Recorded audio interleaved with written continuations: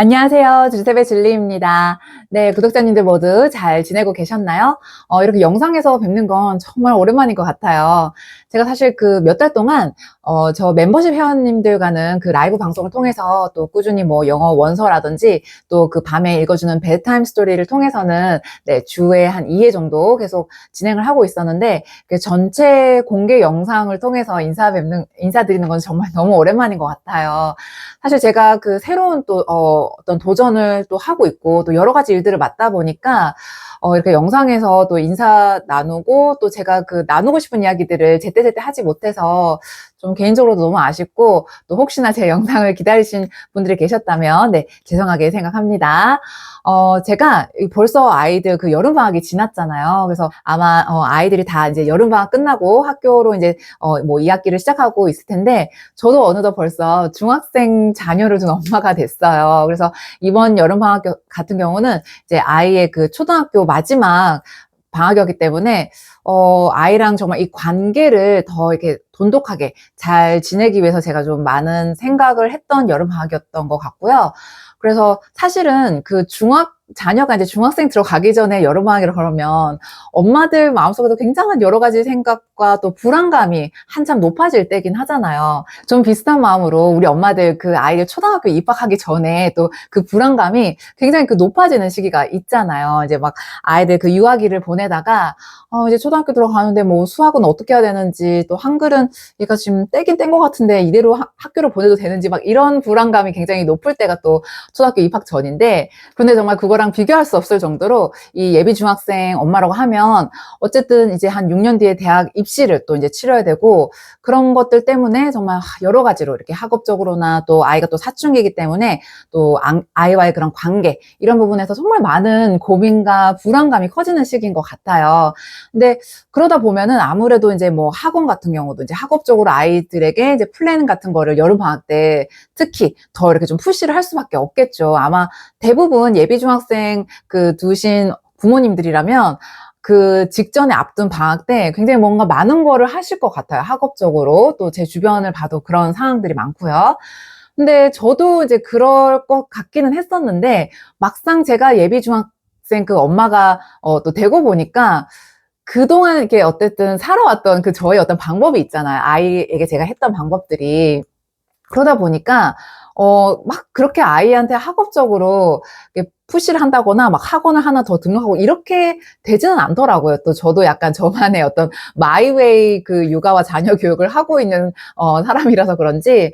그래서 사실 예비 중학생 엄마였지만 이번 여름방학 때 아이와 또 굉장히 잘 지내면서, 오히려 이전보다 관계가 더 좋아졌던 시간이어서 저는 그게 정말 의미가 있었다고 생각을 해요. 그래서 이제 아이가 중학교를 이제 시작을 했는데, 사실 굉장히 예민한 아이잖아요. 아이에게 뭐 말 한마디 하나 지시하기도 참 아이 눈치가 보이기도 하고, 정말 잔소리 하고 싶은 게 막 많지만, 많은 거를 좀 누르고 참아야 되는 이런 시기인데, 아이랑 일단 관계가 편하고 좋다 보면, 아이에게 그런 말들을 할 때, 굉장히 많은 막 눈치를 본다거나 어려움이 있지는 않은 것 같아요. 그래서 저는 그런 점에서 굉장히 지난 여름방학을 잘 보냈고 또 이렇게 지난 시간 아이랑 이렇게 살아왔던 그런 시간들이 제가 아이를 그 키우고 또 육아했던 자녀 교육 방법들이 지금까지는 정말 그래도 잘 왔구나라는 생각을 하고 있어요.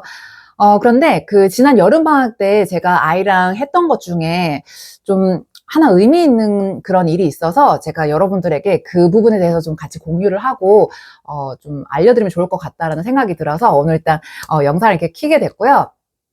아시다시피 제가 이제 책 육아와 이제 엄마표 영어 위주로 아이를 이렇게 키웠었다 보니까, 뭐, 사교육이나 이런 거에 대해서는 제가, 경험도 부족하고, 그런 정보가 막 많거나, 그렇진 않지만, 이번 여름 방학 때는 제가 좀 오래전에 거의 1년 전부터 제가 예약을 해뒀던 것이 있어요. 그 아이의 어떤 진로 적성, 그리고 아이의 어떤 뭐 지금 현재 그 심리 상태? 그러니까 자라면서 아이들이 각각의 여러 가지 이런 감정 변화들이 있으면서 그 아이 성격도 만들어지잖아요. 그래서 그런 부분들이, 이 시기 때 좀 하면 좋을 것 같다라는 생각이 들어서 제가 거의 한 1년 전쯤부터 예약을 해뒀던 그 검사가 있는데, 그걸 마침 이번 여름방학 때 하게 됐고요.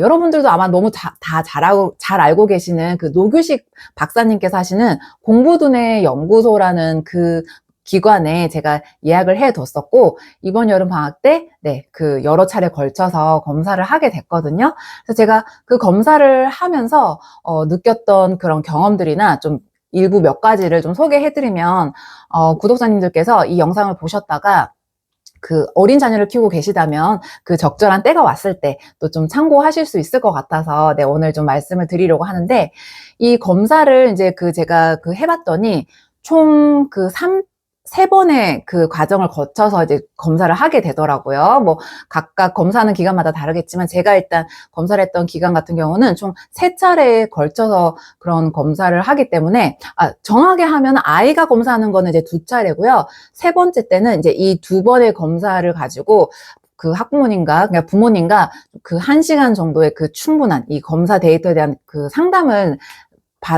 받을 수 있는 그 세 번째 시간이 이제 있고요. 그래서 아이가 하는 이제 검사는 2차례에 걸쳐서 하게 되는데, 그 첫 번째 검사 같은 경우는 이제 간단한 이제 어떤 아이와의 뭐 인터뷰라든지 뭐 문진 정도의 이제 검사였고, 두 번째 검사가 굉장히 좀 디테일하고 꼼꼼하고 시간도 오래 걸린 검사였어요. 한 대충 3시간 반에서 4시간 정도 시간이 소요됐었던 검사였는데, 이 검사를 하기 전에 특히 그 두 번째 검사를 하기 전에는 그 사전에 부모님도 해야 되는 그 검사표들이, 그러니까 문진표들이 좀 많이 있었어요. 그래서 아이가 또 작성해야 되는 문진표가 따로 있었고, 우리가 부모로서, 이렇게 양육자로서 또 미리 제출해야 되는 그런 문항지들이 좀 여러 가지가 있었거든요. 그래서 그거가 생각보다 굉장히 디테일하고 좀 꼼꼼한 검사이더라고요. 근데 그 중에서 여러 가지 검사표 중에서 그 부모 양육 태도에 대한 또 검사가 있었어요. 부모 양육 태도 검사. 그래서 제가 그 부분을 제가 체크를 하고 하면서 이 부분에 대해서는 구독자님들하고도 좀 얘기를 나누면 좋을 것 같다고 생각해서 제가 미리 사진을 좀 한 장 찍어둔 게 있거든요. 그래서 여기 보면 총 43문항으로 되어 있어요. 이거는 다른 검사표에 비해서 굉장히 디테일하게 적혀있는 그 문장은 아니어서 제가 이 영상에서 좀 나눌 수 있을 것 같은데, 자, 여기 보면 지금 43가지의 어떤 그 검사 문항이 있고요. 이제 그 부모가 뭐 전혀 아니다, 다소 아니다, 중간이다, 조금 그렇다, 매우 그렇다, 이렇게 5개의 객관식 그 중에서 답을 선택하면 되는 그런 식으로 이거는 평가를 하고 있어요. 그래서 다시 말씀드리지만 부모 양육 태도 검사였고요. 제가 그래서 이거를 한번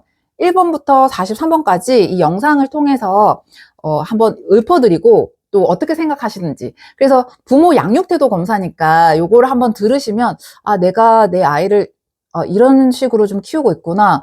이건 좀 조심해야겠구나.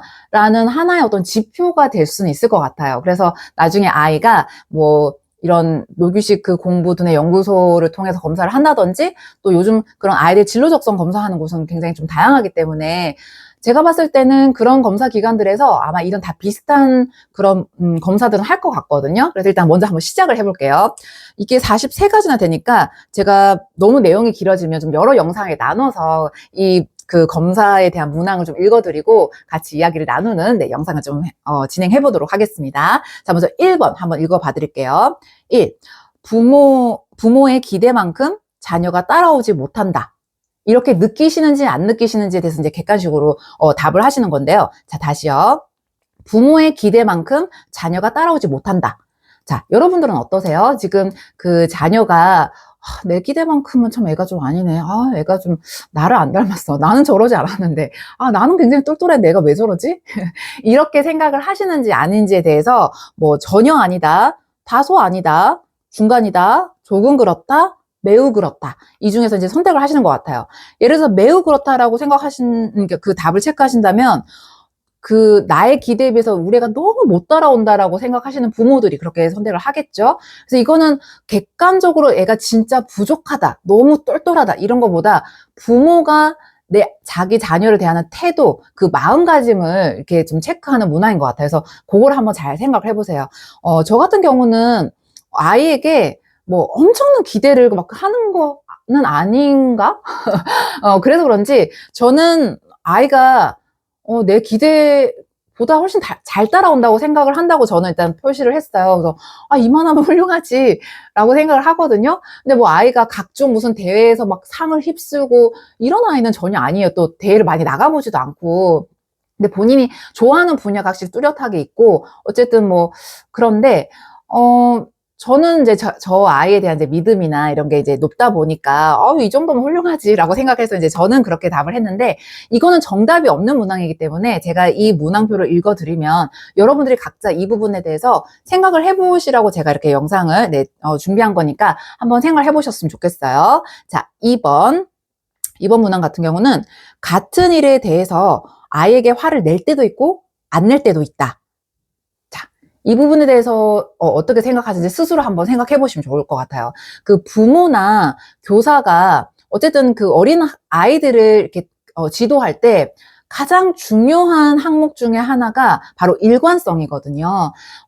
왜냐하면 아이들은 아직 그 분명한 어떤 그 기준점이, 그러니까 어떤 것을 판단하는 거에 있어서 기준점을 아직 확고하게 다지지 못한 나이기 때문에 주 양육자라든지 아니면 가르치는 선생님이 이렇게 먼저 처음에 지시하고 알려주는 거에 아이들이 옳고 그름을 먼저 생각을 하게 되는데, 때로는 이렇게 하라고 했다가 또 이렇게 하면 안 된다고 가르쳤는데, 또 어떤 날은 부모가 감정에 따라서 좀 봐주기도 했다가, 또 어떤 날은 똑같은 실수인데 엄청 화를 냈다가, 이런 것들이 아이가 어떤 그 판단에 대해서 옳고 그름을 정립하는데 굉장히 혼돈을 주기 때문에, 그 일관성을 갖추지 못한 양육 태도나 그 선생님의 어떤 가르치는 방법은 아이에게 굉장히 좋지 않은 방법이거든요. 좋지 않다라는 방법 말보다 더 어떤 적절한 표현을 드리고 싶은데, 아이가 그 올바른 판단이나 기준점을 갖기가 굉장히 힘들어져요. 그래서 일관성이 굉장히 중요한데, 그거에 대한 역시 그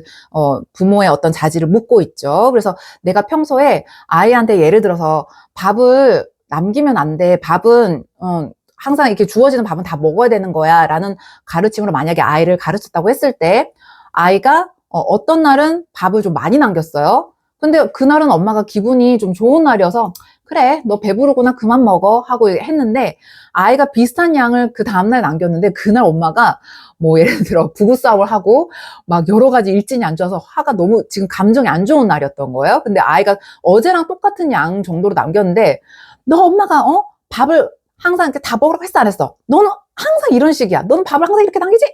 이렇게 하는 것들이 아이한테는 굉장한 상처뿐 아니라 뭐가 옳고 그른지에 대한 그 애매모호성 때문에 올바른 판단을 할 수 없게 된다는 거예요. 그래서 그 일관성을 갖추는 것이 굉장히 중요하다고 할 수 있습니다. 자, 3번째 문항 한번 볼게요. 자녀에게 좋아한다는 표현을 하는 편이다. 이렇게 되어 있는데, 아마 많은 부모님들께서 또 특히 어린 자녀를 키우고 계시다면 아이에게 좋아한다, 사랑한다 이런 표현을 많이 하실 거라고, 특히 제 구독자님들이라면 정말 그러실 것 같거든요. 자녀를 더 잘 키우고 싶고, 또 정말 대부분 사교육을 하고 있는데도 불구하고 이렇게 체교가 또 엄마표 영어도 해보고 싶다라는 생각 때문에 제 채널 구독자님이 되셨다고 저는 생각을 하는데, 그래서 자녀들한테 아마 그 좋아한다는 표현도 많이 하실 것 같아요. 저도 물론 아이에게 정말 아직 저희 아이가 지금 중학교 남자 어린이잖아요. 그런데도 불구하고 저희는 사실 서로 굉장히 그 애정 표현을 자유롭게 잘 하거든요. 자연스럽게. 근데 그게 어느 날 갑자기 되는 게 아니잖아요. 그 갑자기 될 수가 없죠. 아기 때부터 또 유아기, 또 초등학년 이 시기를 지나는 내내 그런 애정 표현과 서로 엄마 사랑해요. 우리 아들 사랑해. 이런 게 너무 자연스러우니까 지금도 이게 가능한 거고, 사실 이렇게 앞에 시간에 해왔다 하더라도 이제 사춘기 이후부터는 그런 게 사실 쉽지 않죠. 하지만 꼭 뭐 닭살스럽게 사랑해 뭐 이런 거 아니어도 부모와 그 자녀 사이에 서로 이제 애정 표현이 이렇게 충분히 있는 관계라면 그 나이에 적절한 방법으로 서로 뭐 이렇게 존중과 존경심을 표를 한다거나 사랑 표현을 할 텐데, 저는 이게 굉장히 중요한 것 같아요. 그래서 그런 부분 때문에 이 부모 양육 태도 검사지에서도 묻고 있는 것 같아요. 그래서 이거를 또 이제 반대로 우리가 해석을 해보면, 내가 만약에 성격상 애정 표현을 좀 잘 못하시는 분들도 있잖아요. 나는 그런 거 너무 닭살 돋아. 손발이 오그라들어. 애정 표현은 그냥 당연히 사랑하는 거 아니야? 성격상 또 그런 분들이 있는데, 하지만, 자녀를 키울 때는 좋아한다는 표현을 이렇게 좀 아낌없이 하는 게, 좋다라는 뜻이겠구나 라는 거를 좀 유추해 볼 수 있죠. 그래서 평소에 내가 좀 그러지 못했으면 오늘부터라도 좀 애한테 애정 표현 좀 해줘야겠다. 네, 이런 생각을 네, 하실 수도 네, 있을 것 같고 저는 그게 좋을 것 같아요. 자, 네 번째 문항 한번 볼게요. 화난 이유를 자녀에게 잘 설명해주는 편이다. 뭐 매우 그렇다, 아니다 부터 해서 5가지 선택할 건데 어떠신 것 같으세요? 화가 우리가 당연히 날 수 있죠. 아이들한테 났을 때 아이한테 뭐 왜 이렇게 엄마가 화가 났는지 이유는 설명 안 하고 막 다짜고짜 막 감정을 막 그렇게 해서 너는 항상 이런 식이야 라든지 너는 엄마가 도대체 몇 번 해야 돼 막 이렇게 얘기를 하시는지 화가 났을 때 아니면 조금 화는 막 감정적으로 오지만 약간 이제 좀 눌러가면서 엄마가 지금 너무 기분이 안 좋아. 왜냐면 엄마가 이전부터 계속 얘기를 했었고 그럴 때마다 네가 지킨다고 얘기를 했는데 네가 이렇게까지 하니까 엄마 마음이 어떻겠어. 뭐 이렇게 좀 대화를 하면서 엄마가 화난 이유를 자녀에게 잘 설명을 해주는 편인지 그게 뭐가 옳고 그르다라는 것은 여기 절대 나와 있지 않아요. 하지만 우리가 어떤 것이 그래도 자녀에게 더 도움이 되고 자녀에게 도움이 되는 것뿐 아니라 자녀와 부모 관계에서 엄청난 도움이 되겠죠. 그래서 어떤 것이 더 옳을 것이라는 것은 네, 이 문장을 봤을 때 우리가 유추할 수 있을 거고 그래서 평소에 내가 좀, 그러지 못했다 하면은, 좀 그렇게 해야겠구나, 라는 어떤 반성의 어떤 또 지표가, 네, 될 수 있다고 생각해서, 네, 또, 알려드렸어요. 화난 이유를 자녀에게 잘 설명해 주는지 아닌지 한번 생각해 보시면 좋겠고요. 자, 5번째, 5번. 자녀가 지닌 능력 이상으로 잘 되기를 바라고 이야기하는 편이다. 그렇다? 아니다. 네, 중간 뭐 이런 거 있는데 어떻게 생각하세요? 아이가 다 타고난 능력들이 있고 이제 그 타고난 능력 그거를 뭐 더 이상으로 부모가 그걸 발견해주고 좀 서포트해줘서 더 그걸 키울 수 있느냐 아니면 가지고 있는 능력조차도 막 너무 이렇게 잘못된 방법으로 오히려 그것조차도 살리지 못하고 뭐 그게 사장되게 하느냐 뭐 이런 거를 우리가 이제 여러 가지 가능성을 생각할 수 있는데 또 이제 한편은 생각해보면 아이가 분명히 어떤 좀 두각을 보이는 부분이 있을 수 있겠죠. 이제 그렇게 됐을 때 많은 부모님들께서 그걸 너무 기대 이상으로 약간 그런 거 있죠. 내 아이 천재병이라는 말도 있는데 내 아이가 혹시 천재 아닌가? 약간 이런 좀 너무 헛된 좀 과한 그런 기대와 상상으로 아이에게 또 그러다 보면 과하게 그 푸시를 할 수 있겠죠. 뭐 그 분야에 어떤 막 그 공부를 더 시킨다거나 좀 무리하게 시킨다거나 그 양이 너무 아이가 받아들이게 좀 지나치게 많다거나 근데 아이가 또 어릴 때는 그 부모에게 정확한 표현을 잘 하지 못할 수가 있죠. 아이가 뭐 사춘기 이렇게 되면 반항을 할 수는 있겠지만 어린 나이부터 부모들이 막 그렇게 푸시했을 때 부모가 좀 약간 강압적으로 하면 아이들은 대부분 또 그냥 부모가 시키면 시킨 대로 따라오는 나이가 또 유아기 초등학교 이때이긴 한데 그렇게 됐을 때 결국 아이도 이제 지치는 그런 번아웃이 오고 그렇게 너무 과하게 했을 때는 결국 이 사춘기 이후부터 아이들이 그걸 다 소화하지 못하고 결국 어긋나는 네, 그런 사례들을 우리가 또 간접적으로 많이 알고 있잖아요. 그래서 저는 그런 부분에 대해서 우리가 미리 한번 생각해 볼 수 있는 대목인 것 같거든요. 그래서 자녀가 지닌 능력 이상으로 잘 되기를 바라고 이야기하는 편이다. 네. 이걸 꼭 푸시라고 하지는 않더라도, 아이가 가진 능력을 우리가 그냥 있는 그대로 좀 봐주고 해주면 좋을 텐데, 그 이상으로, 너는 정말 이거 꼭, 너는 성공해야 돼. 넌 이걸 잘하니까 조금만 열심히 하면 너는 세계 최고가 될 거야. 아니면 너 뭐 너희 반에서 1등 할 수 있을 거야. 뭐 이렇게 자꾸 얘기하는 것들이 꼭 막 나쁜 방법으로 푸시는 아니고 엄마는 정말 아이가 잘 되기를 바라는 마음에서 하는 얘기를 하더라도 이게 어떻게 보면 조금 잘못된 방법으로 가스라이팅이 될 수 있겠죠. 아이에게 마음이 짐이 된다거나 부담이 될 수도 있고. 그래서 내가 평소에 좀 이렇게 하고 있는 건 아닌지, 네, 그런 생각을 해보시는 것도 좋을 것 같아요. 자, 이렇게 하나하나 얘기를 하다 보니까, 네, 시간이 좀 길어진 것 같은데, 제가 오늘 하나만, 네, 6번까지만 더 하고, 계속 이렇게 연재를 하면서, 네, 영상을 제가 시간이 날 때마다 한번 찍어보도록 하겠습니다. 자, 그럼 오늘 마지막, 네, 대목 한번 볼게요. 6번. 잘못된 행동에 대해서 심하게 꾸짖는 편이다. 이거는 이제 내가 집에서 어떻게 각자 집에서 하시는지 한번 생각해 보시면 좋을 것 같은데 아이가 잘못하는 행동이 있을 때 그냥 이거는 아까처럼 평소에는 이렇게 했다가 화를 냈다가 안 낼 때도 있다가 이런 일관성을 묻는 것 같진 않고요. 좀 아이가 어떻게 잘못한 부분이 있을 때 그냥 좀 지나치게 화를 많이 내는 그런 성격이 있을 수 있죠. 그냥 매사에 아이가 조금만 잘못하면 화를 확 내는 그런 분들. 그래서 혹시 내가 좀 아이한테 좀 그러고 있나? 요거 한번 생각해 보시면 좋을 것 같은데, 뭐, 아이를 키우시다 보면 당연히 훈육을 해야 되고, 또 좀 정도에 따라서 아이가 좀 생각보다 많이 잘못한 게 있으면 또 무섭게, 엄하게 또 대하셔야 되겠죠. 저도 아이의 어떤 행동 부분에 있어서는, 아이 행동이나 태도에 있어서는 아이가 좀 잘못했다 싶을 때 또 무섭게 혼을 내기도 하는데, 그게 모든 아이가 막 잘못한 그런 요소마다 그 잘못한 사이즈에 비해서 너무 이제 좀 감정적으로 화를 내는 나의 어떤 부분이 있는지 없는지를 한번 생각해 보시면 좋을 것 같고, 당연히 그런 부분이 자녀에게 좋지 않겠죠. 네, 당연히 여기는 정답은 없는 거지만, 만약에 평소에 내가 좀 그러고 있다면 이렇게 부모 양육 태도 검사를 할 때, 내가 좀 평소에 그랬구나라는 어떤 좀 부끄러운 부분이 될 수도 있는 것 같고, 만약에 미리 아직 이런 검사를 해보지 않았지만 미리 이제 저를 통해서 이렇게 얘기를 들으셨다면, 이렇게 하는 건 내가 좀 조심을 해야겠다. 네, 이렇게 생각을 하셔서 조금 더, 네, 스스로 이제 부모도 우리가 이렇게 다 완벽하게 키우는 게 아니기 때문에 스스로 좀 돌아보면서 또 이제 맞는 방법으로 이렇게 아이에게 접근하시면 당연히 아이가 또 자라서 이런 적성 검사하고 이럴 때 또 아이가 더 잘 자라 있는 상태에서 좋은 그런 결과를 보실 수 있을 거라서, 네, 오늘 미리 제가 간접 체험을 해드리기 위해서 이렇게 오늘 부모 양육 태도 검사 제가 했던 거를, 네, 여러분들에게 이렇게 좀 공유를 하게 됐고요.